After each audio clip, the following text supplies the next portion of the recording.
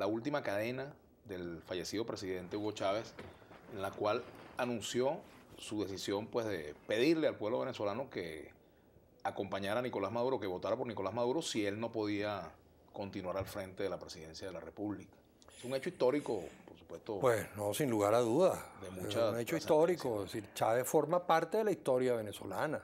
Yo en esos días publiqué 2 artículos en Tal Cual, donde recordaba pues todo cómo conocí yo a Chávez en la cárcel y cómo lo visitábamos en mi actividad por los derechos humanos cuando él estaba en la cárcel.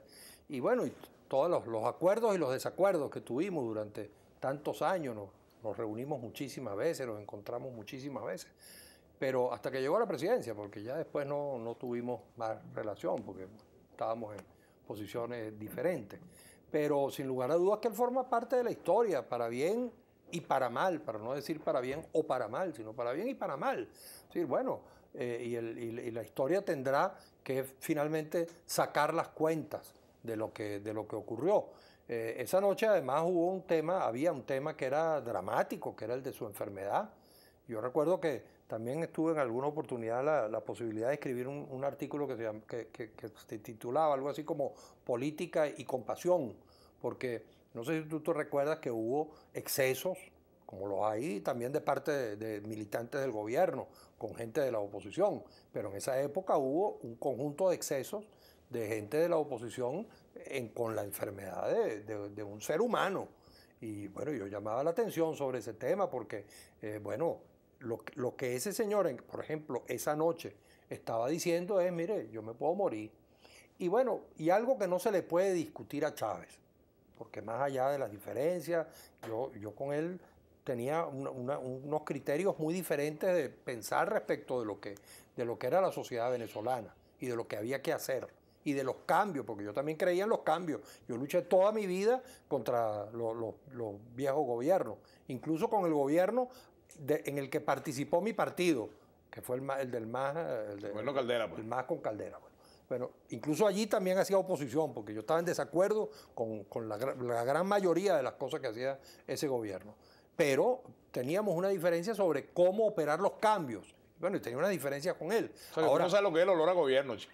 Pues prácticamente no, excepto haber pasado por Miraflores y reunirme ahí, cosas de esas. Pero sobre todo afuera en la protesta que iba con los viejitos, eso más, con el eso más, y otros luchadores sociales. Más las protestas en la puerta que haber estado adentro en reuniones, que también estuve. Pero en las protestas y haber caído preso en las puertas de Miraflores 2 veces. Una en la propia puerta de Miraflores y otra en la esquina de Bolero. Una de ellas fue el 27 de noviembre. Y otra en Carmelita. De noviembre fue, ¿no? 26. El 26 de noviembre. Nos agarró el 27 y ahí se olvidaron de nosotros. Edgar Silva y tú. Sí, pasamos ahí 7 días presos mientras terminaba todo el problema del golpe de Estado. Bueno, sí, una vez fue por las madres del 27 de febrero, otra vez fue por los pensionados y otra vez fue por los enfermos renales. Así es. Pero bueno, en todo caso, lo que te quiero decir es que no se le puede discutir a Chávez, oye, cierto coraje, una cierta creencia en lo que él pensaba. Es decir, yo sé que había una ambición de poder. Todos los grandes políticos, Churchill, Betancourt, todos tienen una ambición de poder. Y pues así que hacen la historia, así que... Y los no grandes también, ¿oíste? Yo creo también, que pero me refiero a los que hacen la historia y a los que han hecho grandes cosas positivas. Pues, o sea, yo creo que más allá de que Churchill era un conservador y uno es un hombre de izquierda, etcétera, y uno con él tenía, digamos, una divergencia, porque él fue uno de los que propició la idea de la invasión a la Unión Soviética después de la revolución bolchevique. Él fue uno de los que estimuló la invasión de 13 potencias a la Unión Soviética. Bueno, independientemente de eso, nadie puede discutir que lo que hizo fue positivo para el mundo, su vida política, ¿no? Bueno, y era gente con ambición de poder, ¿verdad? Ahora, Chávez tenía una ambición de poder, pero nadie puede discutirle que creía en lo que estaba pensando. Tanto creía que se iba a morir, que él sabía que se podía morir y decidió hablarle al país y dejar las cosas, por lo menos, en orden, de acuerdo a lo que él consideraba que debería hacerse, ¿no? Eso me parece que tiene un mérito, si tú quieres, personal, pues más allá de las diferencias políticas, que insisto y subrayo, para que no digan mis amigos de la oposición, ¿no? que eran muy grandes y siguen siendo muy grandes. Enrique, tú vas a postularte a la Defensoría del Pueblo. Tú fuiste bueno, parte de un comité de derechos humanos, estuviste acompañando al movimiento jubilado y pensionado, estuviste en la Comisión de Política Interior de la Asamblea, del Congreso, del Viejo Congreso, y estuvimos. Sí, señor. Trabajamos juntos en el Presidente de la tema Comisión de derechos humanos, ¿no? Sí. Bueno, fíjate, eso es algo que algunos amigos me han planteado, ¿no? Yo todavía tengo unos días para considerarlo, ¿no? Porque la posibilidad de la postulación es hasta pasado mañana. Que por Tienes cierto, 48 horas para que por cierto es el Día de los Derechos Humanos, pasado mañana. De pronto es mejor esperar hasta ese día, el 10 de diciembre. El 10 de diciembre, día de la Declaración Universal. De la aprobación de la Declaración Universal de los Derechos Humanos por las Naciones Unidas. Pues bueno, oye, vale, si tú me dices que si yo quisiera, pues claro que quisiera. O sea, se parece mucho a lo que yo he hecho toda la vida. Y como yo además creo que si algo le ha faltado a la Defensoría del Pueblo, es que el defensor no solamente esté colocado detrás de un escritorio, sino de que si hay una protesta de unos obreros en un portón contra un patrono privado o contra un funcionario del Estado, el defensor se presente allí y esté con ellos, y que si hay una violación, un atropello a un joven estudiante por parte de la Policía Nacional o por parte de la Policía del Estado Miranda, el defensor sea capaz de estar allí y buscar a los familiares y reunirse con ellos y acompañarlos a la fiscalía. Es decir, una defensoría, digamos, más activa, pues bueno, digamos, yo soy así y me gustaría pensar en esa posibilidad, pero es algo que hay que evaluar y yo todavía quisiera primero estar claro sobre cuáles son las condiciones que se exigen, ver. Bueno, yo reúno, por supuesto, las condiciones que establece la Constitución, pero bueno, quiero hablar con los partidos, escuchar, ver qué piensa el gobierno. Yo además entiendo que hay, sí, además, la otra cosa que yo quisiera creer bueno, yo estaría, digamos, en la disposición de ayudar, si es que el nombre de uno puede ayudar a este acuerdo que yo te digo.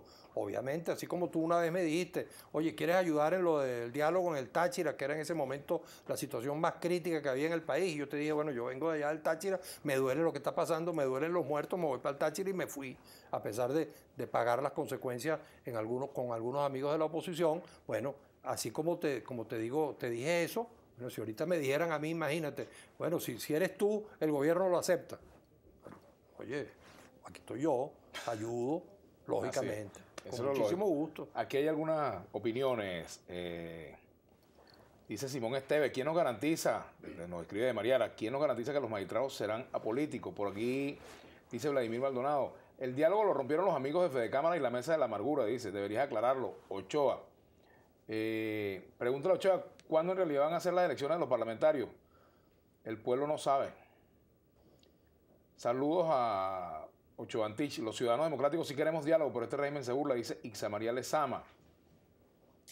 Dice el ciudadano Jaime, ¿con qué moral va a opinar él si se cansó de descalificar al gobierno de Chávez y estuvo en el firmazo de Carmona?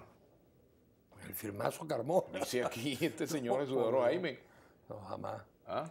Jamás, nosotros estuvimos totalmente en desacuerdo con eso que estaba ocurriendo. Claro, al principio vimos a ver qué era lo que estaba pasando, pero yo estuve en desacuerdo con el 11 de abril, estuve en desacuerdo con el paro cívico, paro petrolero.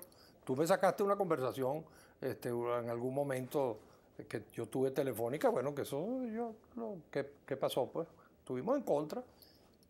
Todo el mundo sabe cuál fue la posición de uno. Yo sí creo que los magistrados, apolíticos es un concepto que hay que manejar con cuidado. Así es. Todos son militantes de partido. Militantes de partido. Además, el ser humano por naturaleza es político. O sea, claro. Pero lógicamente tienen que ser, digamos, gente del derecho, muy pulcra, independiente, autónoma. Con competencia. Pero bueno. Y con probidad. Lógico. Probidad y competencia. Exactamente. Antonia Rivas, Vladimir, ¿cuál renovación si a la final van a quedar las mismas caras?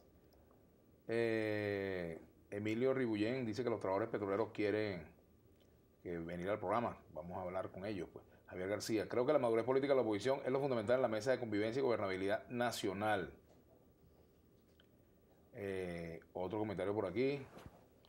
Lisanstredel, dice Lisanstredel, es así. Ese invitado tan cómodo, ni de un lado ni del otro. Antes bien todo lo contrario, candidato ideal para ser el defensor del gobierno. ¿Cómo? Dice aquí, ese invitado tan cómodo, ni de un lado ni del otro. Antes bien todo lo contrario, candidato ideal para ser defensor del gobierno. Bueno. Y aquí dice Raúl Rivas, antes los poderes públicos sí funcionaban. El ejemplo está en un fiscal que acusó y un juez que sentenció a Carlos Andrés Pérez.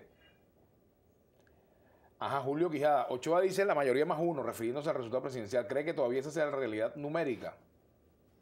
Bueno, no sé, las encuestas dicen unas cosas, al final de cuentas iremos a unas elecciones y las elecciones dirán cuál es la realidad, de dónde está la mayoría en este momento en el país.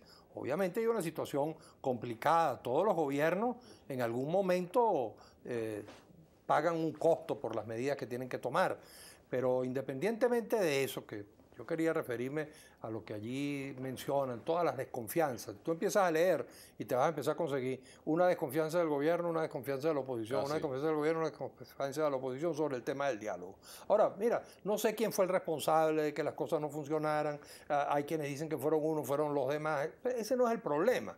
O sea, si nosotros seguimos mirando para atrás, nos convertimos en una estatua de sal, como la mujer de Lot. Entonces, bueno, vamos a mirar para adelante, ¿vale? Lleguemos a la conclusión de que si no nos sentamos a entendernos mínimamente, es imposible llevar adelante el país. Ni lo puede llevar el gobierno adelante, ni lo podrá llevar la oposición adelante en el futuro. Tiene que haber unos acuerdos mínimos, unos consensos mínimos. Así es como progresan los países, dentro de la diversidad, reconociendo las diferencias, confrontándose, por supuesto que sí, porque es que alguna gente cree que es que si nos sentamos a dialogar entonces no hay confrontación. Hay confrontación como la hay en todos los países civilizados del mundo, entre el gobierno y la oposición, pero hay la capacidad de llegar a acuerdos mínimos, de entenderse, de buscar consensos para el bien del país.